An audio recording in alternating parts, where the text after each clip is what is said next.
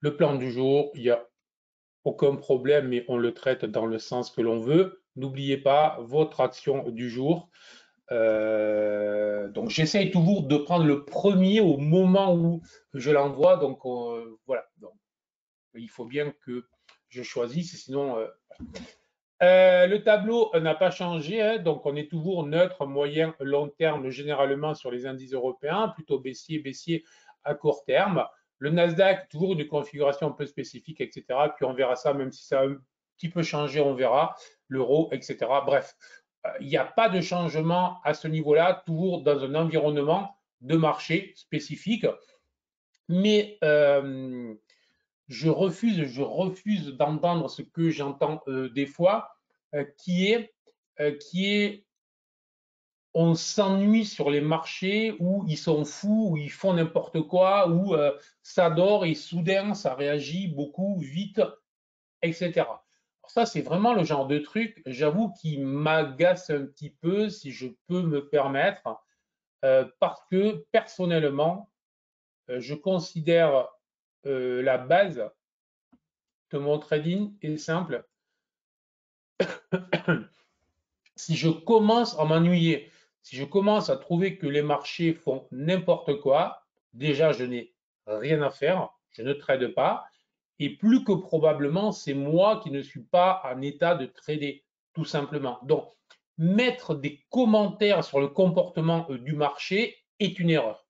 Un. Deuxièmement, le marché passant 70 à 80% de son temps en range, ben, vous calculez sur 12 mois, le cas qui passe 8 mois, un petit peu plus des fois, en range, 8, 9 mois en range. Ben, il en a fait deux, donc au début de l'année, très trendy, avec un fort mouvement directionnel. Et il est arrivé de septembre, ça fait pratiquement 5-6 mois de trend assez puissant, logique et normal que l'on ait 8 à 9 mois de marché latéral.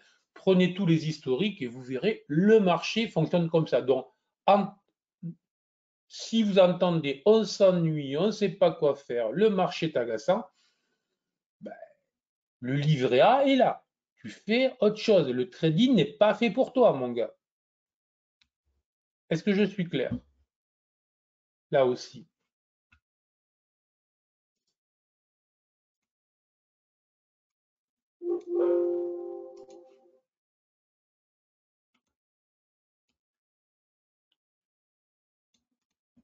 On est là pour s'adapter. On n'est pas là pour que le marché nous amuse. Lorsque je trade, c'est pour gagner de l'argent. Voilà. Après, le marché décide. Si je veux jouer, ben, je fais autre chose. Quand je trade, je m'ennuie jamais. Trader, ce n'est pas du buy and hold. Il y a beaucoup à faire une journée exactement. Voyons, enfin, moi, je m'ennuie jamais, hein. Je bosse, voilà. J'étudie, je recherche de nouvelles stratégies. Encore, je creuse, je travaille les indicateurs. Bref, on fait plein de choses. Allez, on va commencer par le pétrole, car très clairement, et pour le moment, c'est la vedette de la semaine, la vedette même de plusieurs jours en arrière. Et c'est en plus un truc qui est très intéressant, c'est-à-dire que ben, on voit bien son fonctionnement.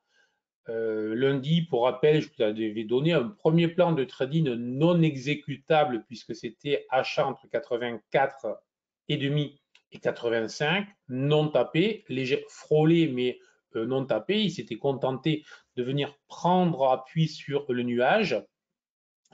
Hier, ben, le plan était parfait et là, ben, tout simplement, on est venu retaper, rechercher une ancienne résistance et on est repassé immédiatement, validé éventuellement si l'on n'achète pas le niveau, ce que je déconseille si l'on n'est pas un trader expérimenté, on est venu repasser au-dessus du nuage, validation ensuite avec les 3 BSI qui sont verts et on va retaper le haut. Alors là, à l'instant T, ce matin, on a rebloqué sur le haut avec une augmentation de la volatilité.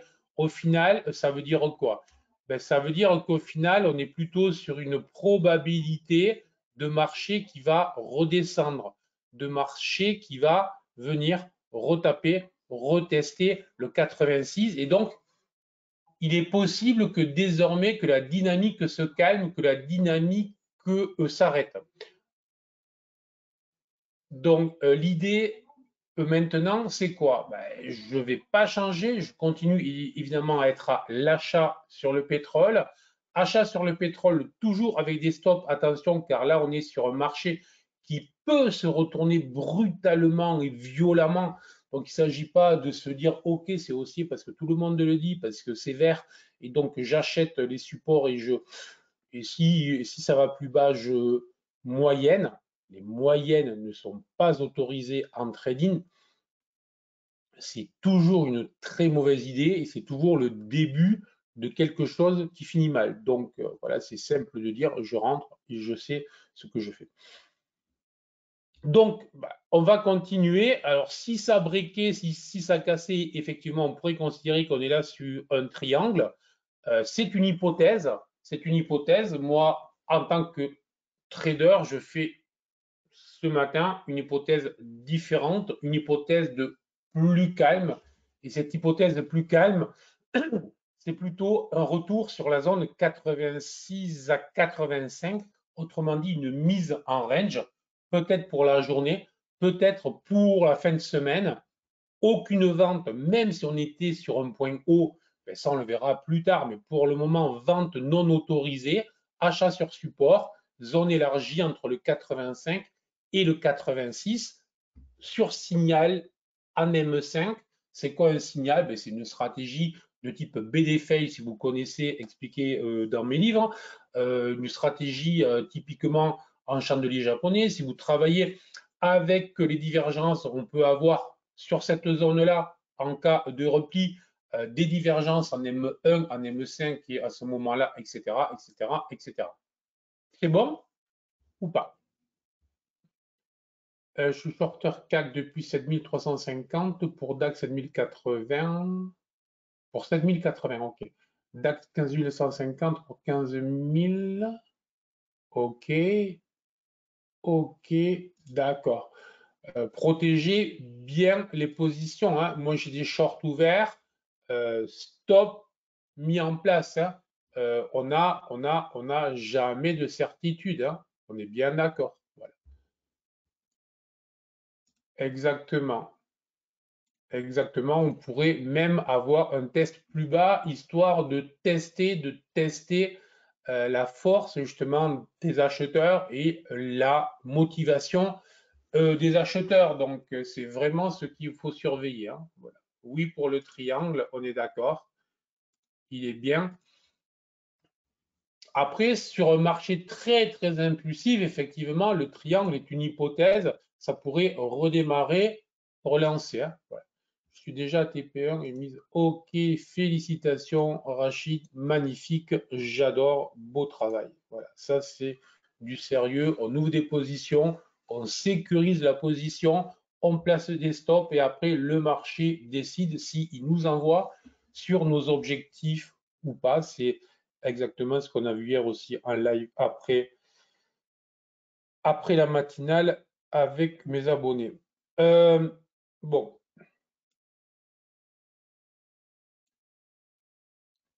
Alors,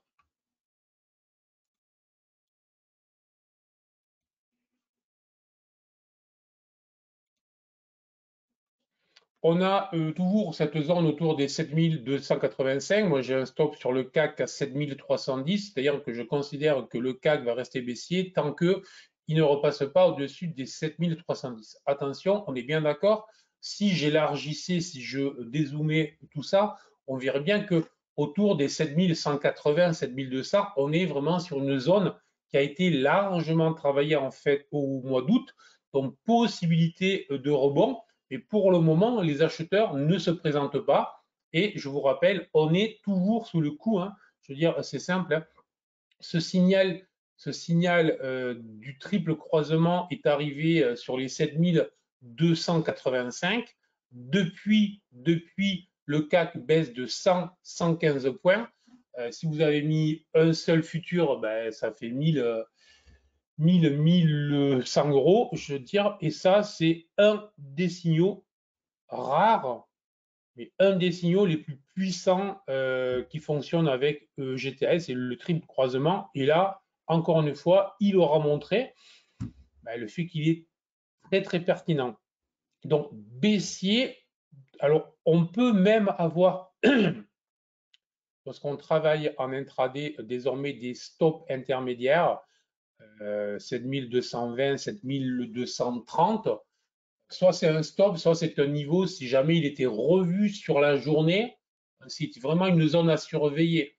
Tant que l'on bloque sous cette zone, en intraday pur, vendeur, voire très agressivement vendeur, au-delà, effectivement, on est sur un marché qui peut montrer que les acheteurs sont en train de vouloir accrocher, on va dire, la zone des 7180, 7200, et donc à ce moment-là, ils peuvent vouloir aller refermer le gap, etc. Voilà. D'autant qu'il y a des divergences. Oui, François, TP1, le mec avait capé les prix du pétrole et le P 25% de plus depuis 2 mois. Bon, ok, on va pas faire de politique. Pas de politique. Se fâche avec personne. On est là pour le trading. Mais oui, Bertrand, je suis tout à fait d'accord. Rachid, c'est pour les abonnés que j'ai avec eWinvest, mais on est en nombre réduit.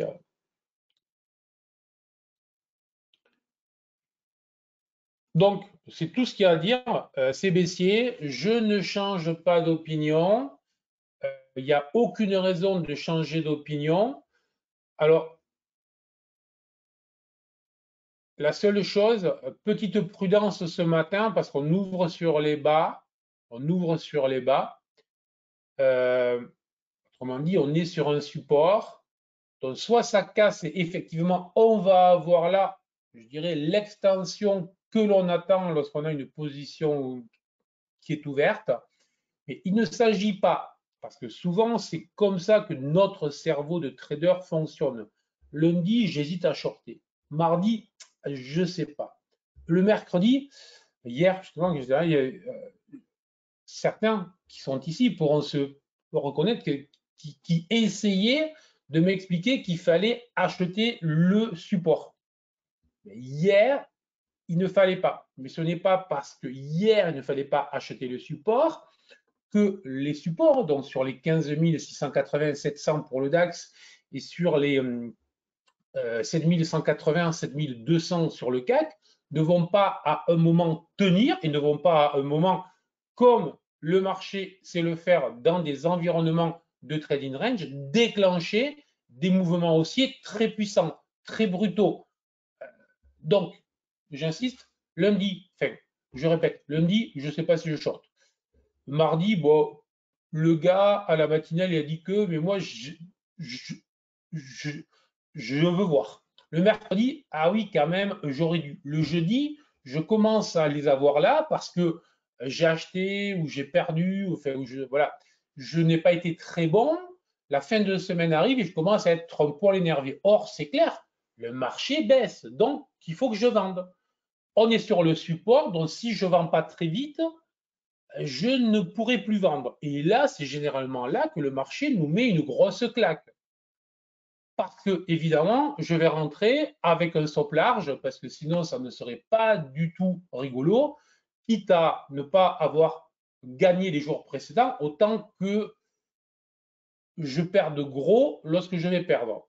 Est-ce que ça vous parle, ce raisonnement, ou pas? Je suis intéressé. Oui, me dit Thierry, Naram, oui. Ton livre à lire en premier, s'il te plaît, merci Bertrand. Je pense le premier, donc Trading et contrats futurs, Bertrand. Voilà. Il est plus orienté organisation, d'accord, même s'il y a des stratégies, même s'il y a des explications techniques, le deuxième est plus orienté sur les stratégies et sur GTAS au début de GTAS. Donc, voilà, il est plus abouti. Voilà. Et le premier, vraiment, je le cite, je ne vais pas me dire qui, mais je sais qu'il y a une boîte de formation que j'avais rencontrée au salon du trading et qui était venu me voir pour me dire qu'il le conseillait vraiment pour tout ce qui est l'organisation, la structuration de son trading. Voilà. Donc, ça me rappelle mes débuts à me dire Rachid, oui, oui, oui, c'est tout à fait normal. Je pense que je l'ai connu, donc c'est du vécu. Hein. L'objectif de l'ETE est de 15 600, peut-il y arriver? En soi, c'est l'objectif. J'ai des positions ouvertes dessus, j'ai des stops. Et après, c'est le marché qui va décider. Oui, ça parle surtout avant GTS, sans flagornerie. Merci Bruno, trop sympa. On se sent moins seul, très parlant. C'est justement le fonctionnement que je cherche à éviter à tout prix. Voilà, ok, ça marche. Bon, ouais, c'est bon. Donc, baissier, à l'instant T, c'est possible, notamment à l'ouverture si vous êtes un peu expérimenté, mais attention, personnellement, je vais surveiller, je vais regarder si j'ajoute des positions opposition ouvertes, ça sera uniquement avec des stops courts. Autrement dit, je ne vais pas ajouter là des positions day trading ou des positions swing trading. Je vais ajouter des positions en mode scalping. Donc, si je veux un stop à 10 points, je sortirai à 5 points, 10 points, 20 points. D'accord? Voilà. Mode de scalping, oui, mais sur support, méfiance maximale. À un moment, ça peut réagir. Donc, ne jamais se laisser influencer par les mouvements passés. Je sais que ce n'est pas simple. Allez, allons voir le Nasdaq. Et on va voir que le Nasdaq, qui m'avait bien embêté, je vous l'avais dit qu'il m'avait bien embêté avant-hier. C'est ça? Avant-hier. Donc mardi, lorsque je l'avais tradé, il faisait la lessiveuse et j'ai joué le rôle du lessiveur. Donc, il m'a fait quoi? Il a enfin déclenché un mouvement baissier. Alors, ceci, tenez ça chez moi pour ceux qui connaissent la stratégie. Effectivement, c'est une magnifique cassure. Et donc, sur le Nasdaq, on peut considérer qu'il vient de se mettre en tendance après une phase de marché quand même d'hésitation. Et si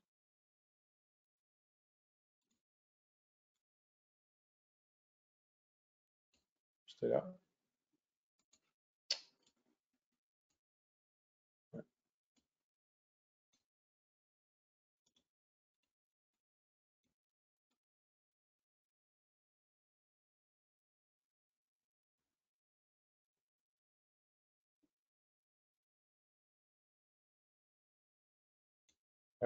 Donc, on voit bien qu'il y a eu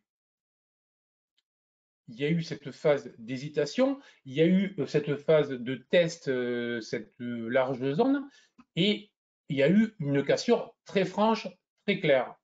À court terme, tant qu'il va se situer sous les 15 400 et surtout tant qu'il va se situer sous les 15 450, qui est vraiment le point pivot désormais, ben, on peut espérer, n'est pas que le Nasdaq aille chercher les 15 200 et voir peut-être on retrace l'entièreté de ce mouvement très impulsif, très agressif qui l'avait déclenché à la fin août. D'accord? Ou pas?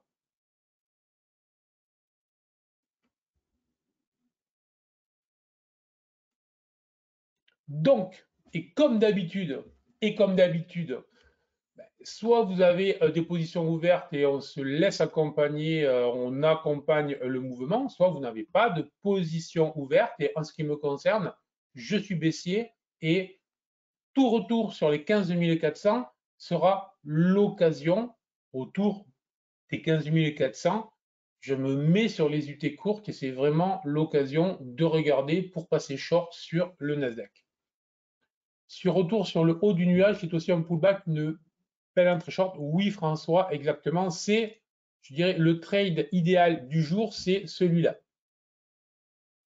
Voir s'il se fait. Alors attention, si jamais ça se faisait sur la foulée du mouvement que nous avons là, ça serait assez amusant, si je puis dire, puisqu'on aurait quand même une configuration de type potentiel double creux.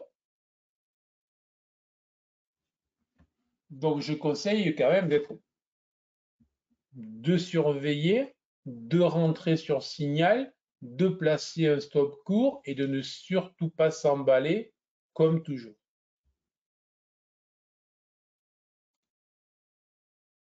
Ça, c'est vraiment l'essentiel. Je sais que je le répète souvent, mais en fait, je me rends compte que c'est très utile. Bah, c'est logique et normal que lorsqu'on n'est pas expérimenté en tant que trader, on est pris par le mouvement, on est pris par ce que l'on doit faire. Encore une fois, on n'a pas suffisamment travaillé les bases étudiées. Si vous débutez ou si vous n'êtes pas encore gagnant, vous devriez passer 3/4, 80% de votre temps à travailler vos stratégies, vos entrées et 10 à 15 à 20% de temps à trader, donc à observer les écrans pour aller trader. Généralement, c'est 99% du temps sur les marchés, en même temps que les réseaux sociaux, que les groupes Facebook, Twitter, Telegram, chaîne YouTube, et puis en même temps, je clique. La proba que ça marche, franchement, très faible. Non, François, le stop pour moi, si le Nasdaq est gentil pour venir sur les 15 400 points, je rentrerai en M1 ou en M5 et je rentrerai avec le stop serré sur la configuration que j'aurai. Je ne le jouerai pas. Vous savez que le Nasdaq, je me mets rarement contre le Nasdaq, je parle contre en short. Voilà. Là, il y a en disons que les indications plaident pour ça, donc on peut le faire, tout est rouge, mais le Nasdaq n'est pas un indice que je travaille short avec un stop large. Ce sont mes habitudes. Hein. Donc, le dos, hier, on était baissier, ça continue, ça se poursuit incontestablement, les choses se mettent en place. Encore une fois, il faut surveiller, puisqu'on est sur des supports, notamment en Europe, une réaction, mais à ce stade, anticiper et se dire que je dois acheter un support parce que tant que le CAC reste sous les 7040, au-dessus, pardon, au-dessus des 7040-50, il faut que je sois à l'achat. OK, si l'on ne gère pas son risque, OK, si l'on accepte qu'à un moment, ça pète tout seul, voilà, donc il ne faut pas. Alors, l'euro-dollar. L'euro-dollar, on va aller sur celui-là parce que c'est une version. Voilà. Hier, je vous proposais un plan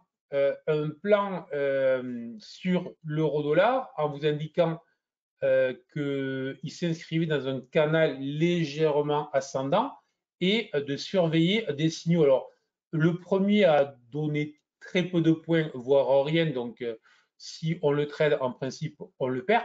Je ne vais pas trader ni le petit perdant, ni le deuxième qui, lui, gagne beaucoup plus sérieusement. Et le deuxième, lui, on est venu retester, retaper le haut du canal. On a même fait ici un BO fail, donc une fausse cassure haussière. On s'est replié et derrière, grosse accélération baissière, mais un peu comme on l'a vu avec le pétrole. on n'est pas sur une cassure pour une accélération, une vague suivante, c'est-à-dire qu'on est sur un marché qui se met désormais en range, qui n'accélère plus. Donc, c'est vraiment ce qu'il va falloir surveiller, c'est-à-dire que on pourrait très bien avoir. J'ai fait quoi? Une bêtise. OK. On pourrait très bien avoir une reprise baissière, bien évidemment, mais à ce stade,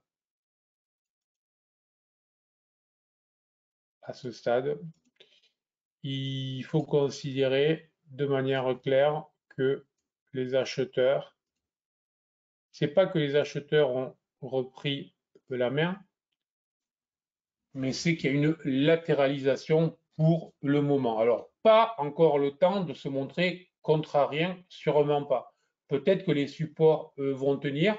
Pour moi, je ne les achète pas. Si jamais le support cédait, je pourrais regarder pour le vendre, pour jouer la cassure. Le trade idéal reste le même. La résistance, on a pu l'anticiper hier avec le fait qu'il s'était mis dans un petit canal ascendant. Désormais, ce canal ascendant se transforme en latéralisation, mais dans tous les cas, je reste baissier, notamment du fait qu'on est toujours sur un double croisement. Maintenant, ça fait quand même quelques jours que la tendance est baissière, donc la probabilité que ça poursuive est plus faible. Donc, encore une fois, plutôt sell the bonds, vendre les rebonds plutôt que de se précipiter à courir après le mouvement. Mais c'est clair, là aussi, on est sur un produit qui a bien payé sur la semaine en étant très clair, très propre. Non, c'est pas celui-là que je voulais voir, c'est celui-là. Alors, le gold, il est baissier pour le moment. Alors là, ce qu'il y a de très intéressant, et ça c'est pour ceux qui travaillent avec GTAS, j'adore ça. Ça, c'est vraiment le piège classique. Ça baisse, ça baisse, ça baisse, ça baisse, ça baisse. Là aussi, légitimement, lorsqu'on n'est pas encore très expérimenté, on se dit à un moment, ça va rebondir. Alors, j'allais dire un truc, mais je ne vais pas le dire pour ne pas vous troubler. Et on va dire quand même que il y en a qui attendent, qui attendent, qui attendent. Et lorsque ce type de signal, c'est-à-dire brutal, puissant, grand chandelier, plus grand depuis très très très longtemps, vient là, beaucoup vont se mettre à l'achat ici. Bon. Et ça, réellement, dans 90% des cas, si vous travaillez avec GTS, achetez un chandelier haussier type Marubozu vert dans un environnement rouge, vraiment, dans 90% des cas, c'est dire je donne l'argent à celui qui est en face, ce qui n'est jamais une très bonne idée lorsque l'on est trader. Voilà. Des questions sur ce qu'on a vu aujourd'hui, des précisions sur ce que vous voulez ou pas?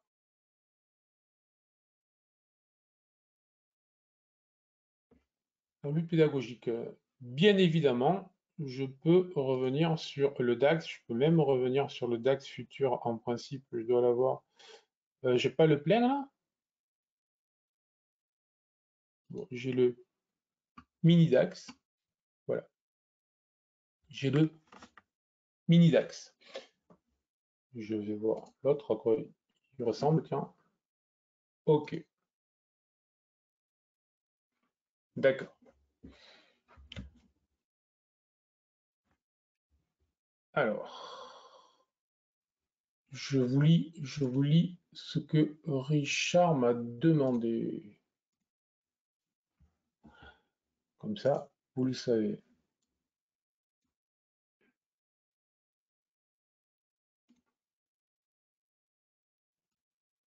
Alors, moi, j'ai toujours des positions baissières ouvertes sur le DAX. D'accord?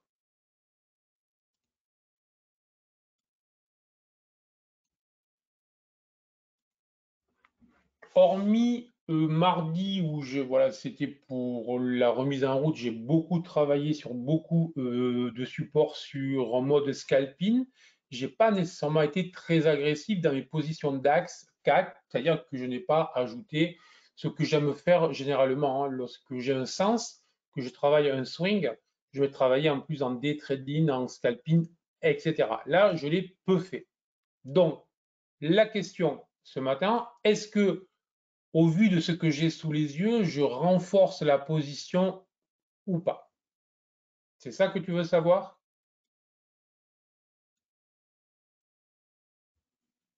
Bon. Alors, si je regarde bien ce que j'ai sous les yeux, ce que je vous dessine, j'ai une des configurations que je déteste le plus, qui est un biseau. En l'occurrence, c'est un biseau descendant. Un biseau descendant peut être une figure d'essoufflement, donc une figure d'essoufflement de la baisse, autrement dit, une figure qui pourrait être le préalable à un rebond du marché.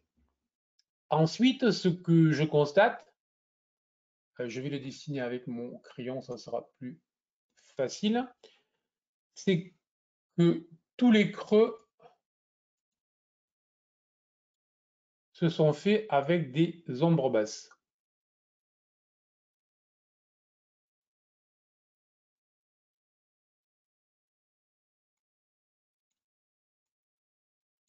Et que tous les creux se sont faits sous les creux précédents. D'accord?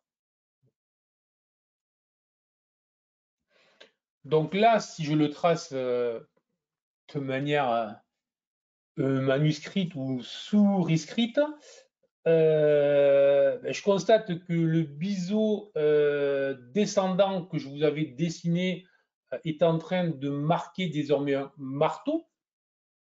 Alors, c'est un marteau que je ne vais pas utiliser pour être à l'achat, dans tous les cas, parce que mon GTAS est rouge, donc ça ne m'intéresse absolument pas. Mais par contre, c'est un marteau qui peut me permettre de gérer les positions ouvertes. Et comment est-ce que je peux gérer les positions ouvertes? Ben, si jamais je vois que ça accroche sur le bas du biseau, je vais tout simplement descendre mes stops beaucoup plus bas pour sécuriser une partie des gains. Et oui, pour les divergences, Philippe, exactement, sans y mettre les indicateurs, on le voit aussi. Donc là, trois creux consécutifs avec des ombres basses.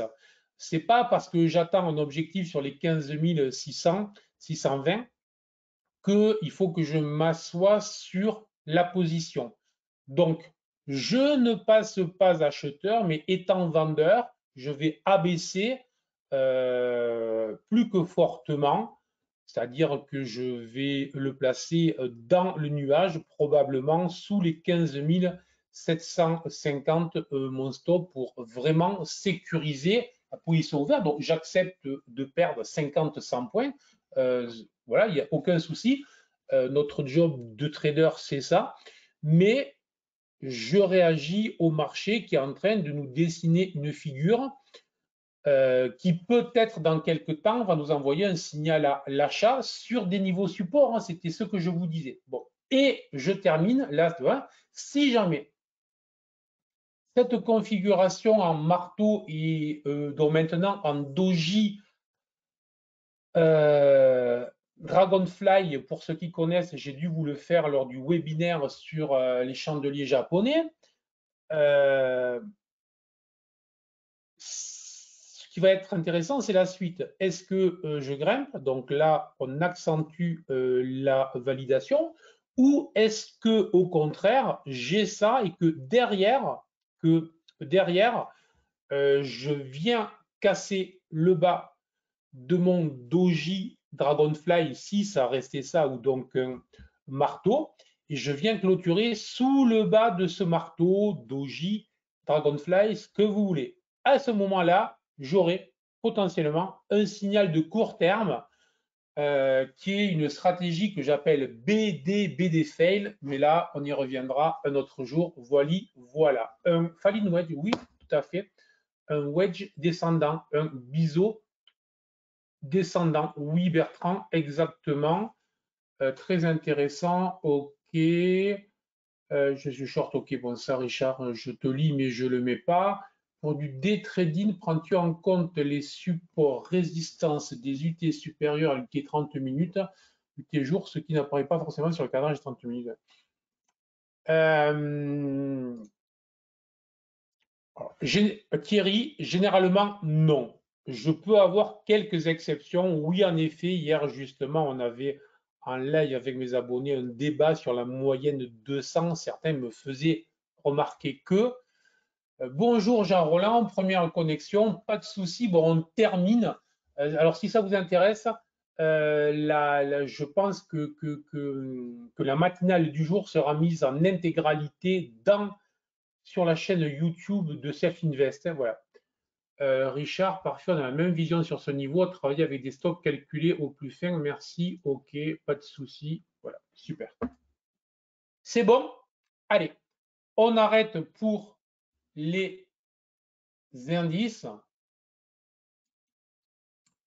Et donc, c'est parti pour le chrono action. Envoyez-moi vos noms d'action et le premier qui apparaîtra. Alors, action américaine, hein, que les Américains. Hein.